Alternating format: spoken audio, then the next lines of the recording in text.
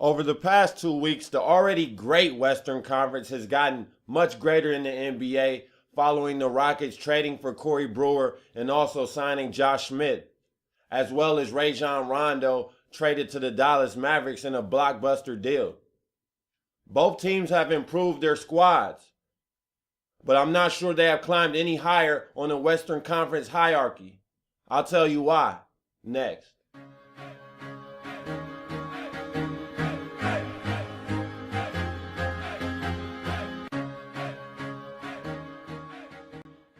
Welcome back to the Best Damn Sports Blog. Back again with another NBA podcast. Here to talk the recent NBA transactions, which is always fun to talk.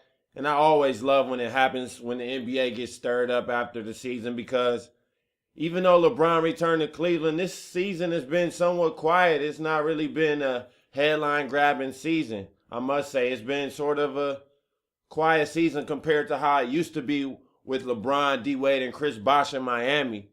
It seemed like it was a story every week. But we have some moves, which are Josh Smith, who got cut by Stan Van Gundy and the Detroit Pistons, which was a surprise to me. I mean, he's played pathetic this year for Detroit. But that's beside the point. And they also added Corey Brewer via trade, and he's going to add another athletic wing to their team who can also play defense, and another backup for James Harden to go along with Jason Terry, who can play the 2 guard or the 1. So this Houston Rockets team is just getting deeper. Deeper and deeper. And although they're getting deeper, I still think they're a point guard away from real contention. James Harden has been lights out this season. He really has. To me, he's up there with Steph Curry right now for front runners for the MVP. I feel like it's still a little too early to even say either or. They're both having great seasons along with Anthony Davis. I favor them two above Anthony Davis because, the Pelicans are right around 500, and while Golden State and Houston both have a win percentage of 750 or more. Now, this young Houston team, I like a lot. I like what they're building in Houston. But it's just hard for me to buy into a team that is led by James Harden and Dwight Howard. And if your third player is Josh Smith, third best player, I mean, come on. It's hard to believe in that. It's hard to buy into that. I mean, Josh Smith, this season, he has looked terrible. In his first game with the Rockets, he played good, though. He was 9 of 21 from the field. That's funny. He took 21 shots in his Rockets debut. 21 shots, but at least he made 9 of them. And he finished with 21 points. So he had a good outing in his first Rockets outing. But I want you to hear his stats from the Pistons this season. In 32 minutes a game, he shot 39% from the field, 24% from 3, 46% from the free throw line. Those numbers are terrible. And if you can see his shot chart, all the red in his shot chart, it's astonishing that an NBA player could shoot so bad. But even with that said, I think he will improve the Rockets.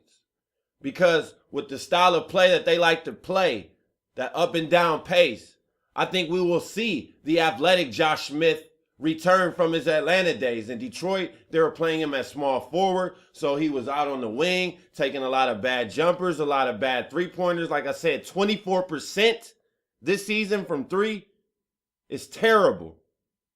It's horrendous. 39% from the field. I mean, that speaks for itself. And then the 46% from the free throw line, that's just pathetic. That's just pathetic. But like I said, he will improve this Rockets team. So this is not to bash Josh Smith. I'm just speaking on those statistics. They are bad. But in Houston, if he can play like he did in the first game, which is around the basket, like I said, driving to the hole a lot more, not taking stupid jump shots, even if they're uncontested, not as much because he cannot shoot. They have James Harden. They have Dwight Howard. He can play off of those players. Him and Dwight Howard have a relationship from AAU days in high school. So I think this is a good fit for Josh Smith, and I hope he does well. In the addition of Corey Brewer via trade, I think it's a good addition, a good backup to James Harden to have, because he can also play defense, although Corey Brewer likes to take a lot of risks. I still think what he will bring to this Rockets team will also be an improvement. I see this Rockets team now as a middle-of-the-pack team in the Western Conference following these moves. Prior, I seen them around 7th, 8th, first-round exit.